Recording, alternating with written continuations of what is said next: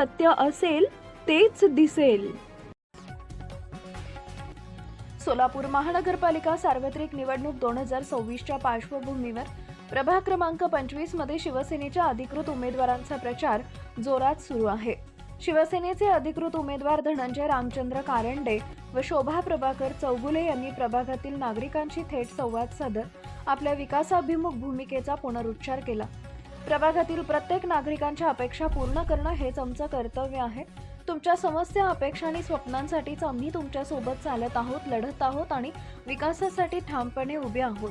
प्रभागाच्या सर्वांगीण विकासासाठी आमचा संघर्ष अखंड सुरू राहील असा ठाम विश्वास उमेदवारांनी व्यक्त केला आहे. प्रचारादरम्यान नागरिकांनी पाणी पुरवठा, रस्ते, ड्रेनेज, स्वच्छता, आरोग्य सुविधा, महिला व युवकांसाठी विशेष योजना तसेच मूलभूत नागरी सुविधांबाबत आपल्या अपेक्षा मांडल्या. या सर्व प्रश्नांची टप्प्याटप्प्यानं सोडवणूक करून प्रभागाचा समतोल व शाश्वत विकास साधण्याचं आश्वासन उमेदवारांनी दिलं आहे. शिवसेनेच्या माध्यमातून प्रभागात पारदर्शक, लोकाभिमुख व विकास केंद्रित कारभार केला जाईल असा विश्वास व्यक्त करत नागरिकांनीही उमेदवारांना उत्स्फूर्त प्रतिसाद दिला. अनेक ठिकाणी प्रचारादरम्यान धनुष्यबाण चिन्हाच्या समर्थनार्थ घोषणाबाजी करण्यात आली. यावेळी शिवसेनेचे पदाधिकारी, कार्यकर्ते, महिला आघाडी, युवक आघाडीचे कार्यकर्ते मोठ्या संख्येने उपस्थित होते.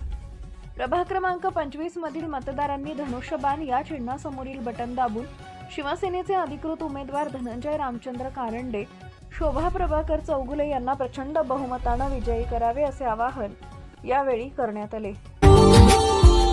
Subscribe now and press the bell icon. Never miss an update.